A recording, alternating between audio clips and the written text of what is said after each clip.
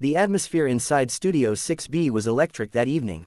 Jimmy Fallon's Tonight Show was always a lively mix of music, comedy, and charm, but tonight's guest brought a unique buzz. James Corden, recently wrapped from his long-running Late Late Show, was in the building. The two late-night hosts had shared years of friendly competition and mutual admiration, and the promise of their reunion had fans glued to their screens. Fallon bounded onto the stage with his trademark grin, feeding off the cheers of the audience.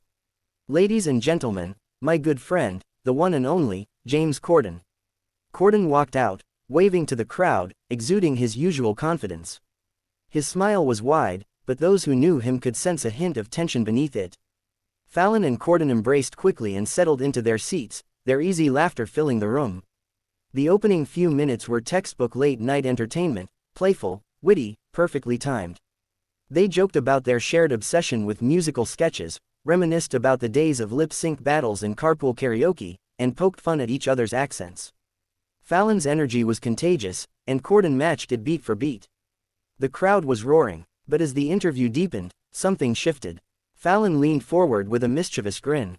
"So, James," he said, "I heard your recent podcast, you know, the one where you said American late-night shows can be a bit, how did you put it? Overly fake and repetitive." The crowd laughed nervously, unsure if it was part of the bit. Corden's face stiffened for just a second. "Oh, that," he said with a forced chuckle. "That was taken out of context, Jimmy. I was just..." But Fallon didn't let him finish. "No, let's talk about it.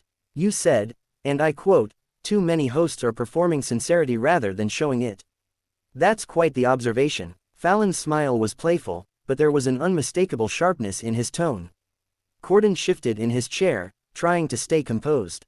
"Come on, mate, I wasn't singling anyone out," he replied, gesturing toward the audience. "It was just a general comment about the business, you know. How sometimes the showbiz energy takes over authenticity." Fallon nodded, pretending to agree, then added casually, Right. But surely you can understand how that might sound a bit hypocritical. Especially coming from someone who got caught yelling at restaurant staff a while back." The audience gasped. The laughter died instantly. Fallon's smirk faltered as the tension became palpable. Corden blinked in disbelief. "Sorry," he said quietly, his British accent suddenly sounding sharper. "Did you just bring that up on air?" Fallon raised his hands defensively. "Hey, man, I'm just joking around," he said, trying to laugh it off. "We all make mistakes, right? It's all in good fun." But Corden wasn't laughing. He leaned forward, his voice controlled but tight. "There's a difference between making a joke and making it personal, Jimmy. I came here to have a chat, not to be blindsided." The audience murmured, caught between discomfort and fascination. Fallon tried to recover. "Oh, come on, James, you're one of the funniest guys in the business. You can take a little ribbing, can't you?" Corden's eyes narrowed. "Ribbing? That's what you call dragging up something I've already apologized for, just to get a cheap laugh." He looked out at the crowd, then back at Fallon. "You Americans love calling things friendly banter, but when it's one-sided, it's not banter, it's bullying." A stunned silence followed. Fallon looked around awkwardly, the grin fading from his face. "Hey, man, I didn't mean to upset you," he said softly. "It was just..." "Yeah," Corden interrupted, standing abruptly. "Maybe next time, think. Before you turn someone's lowest moment into a punchline." He unclipped his mic, tossed it gently on the couch, and straightened his jacket. The audience, unsure whether it was part of the act, stayed frozen in their seats. Fallon looked toward the producers for guidance, panic flickering across his face.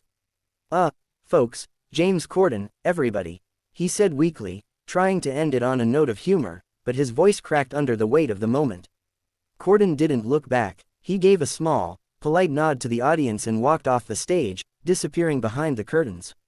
The room was silent. Even Fallon's band, The Roots, hesitated to play. Finally, Fallon forced a laugh that sounded more nervous than genuine. "Well, that was unexpected," he muttered, before signaling for an early commercial break.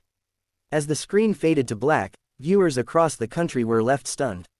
What was meant to be a night of laughter between two of television's most charismatic hosts had turned into an uncomfortable, unforgettable confrontation. Behind the laughter and lights, it seemed, late-night TV had just revealed a very real, very human moment of pride, pain, and ego. Backstage, the tension was explosive.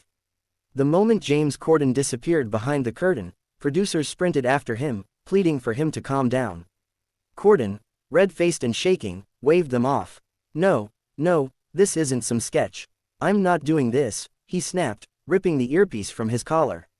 He didn't wait for an escort or a car, he stormed straight out of the NBC building, brushing past staff and confused fans lingering near the entrance. Inside, Jimmy Fallon sat motionless at his desk, staring at the floor as the studio crew scrambled to fill the gap. The commercial break had stretched longer than usual. A stage manager whispered, "We'll move on to the musical guest," and Fallon nodded numbly. When the show returned, his trademark smile looked strained, almost mechanical. "Well, that took a turn," he said with a forced chuckle.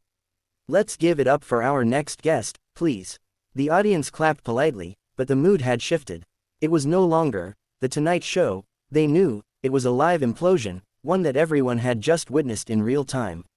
By the next morning, social media was in a frenzy. Clips of Corden walking off had been uploaded within minutes, replayed, slowed down, and dissected from every angle. The hashtag Corden walks off Tonight Show shot to the top of trending lists in both the US and the UK.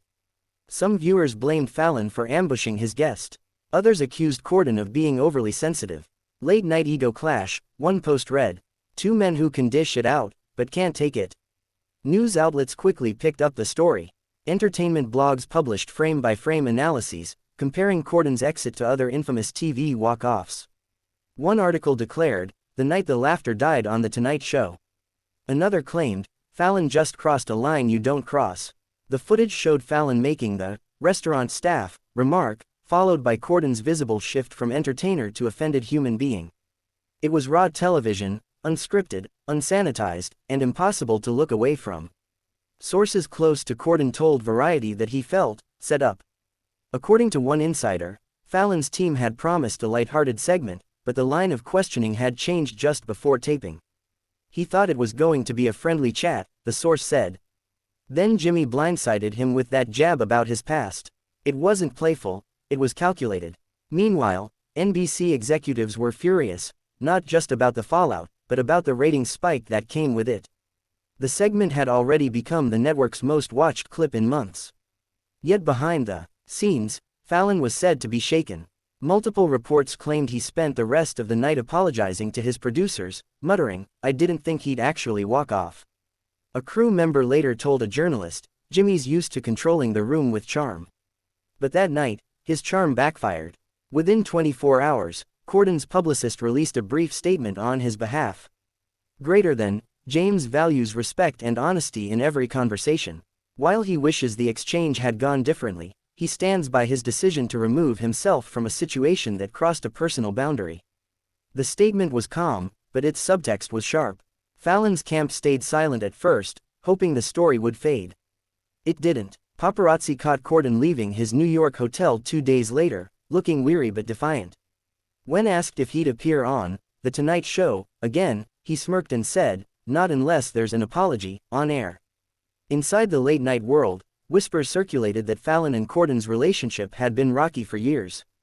Some claimed Fallon had once mocked Corden's carpool karaoke success, calling it gimmicky. Others said Corden felt Fallon took credit for his creative ideas during cross-network collaborations. They were friendly rivals, one producer confessed. But there's a thin line between rivalry and resentment. That night, they crossed it. Fallon finally addressed the situation a week later during his opening monologue. He smiled sheepishly and said, "I guess not everyone appreciates my enthusiasm. I might have gotten a little carried away." The audience laughed, but many viewers online felt the apology was hollow. "That wasn't contrition," one tweet read. "That was PR damage control." Corden, meanwhile, leaned into the moment.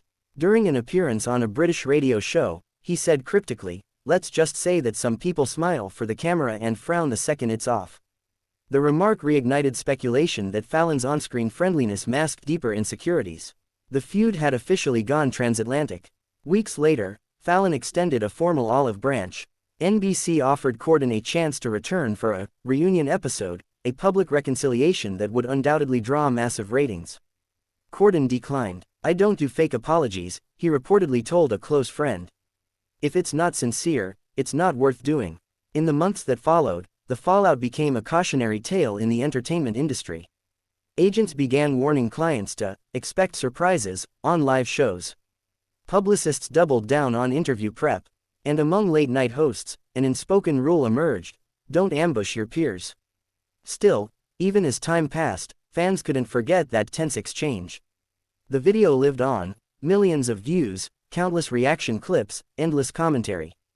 Viewers could see it in Cordon's expression, in Fallon's nervous laughter, in the way the audience went from laughter to shock in a heartbeat.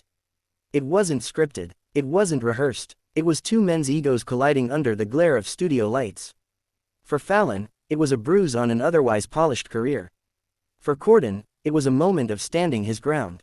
And for everyone watching, it was a stark reminder that behind the jokes, the applause, and the flashing smiles, even the kings of comedy are only human, and sometimes, humanity shows itself in the most uncomfortable, unforgettable ways.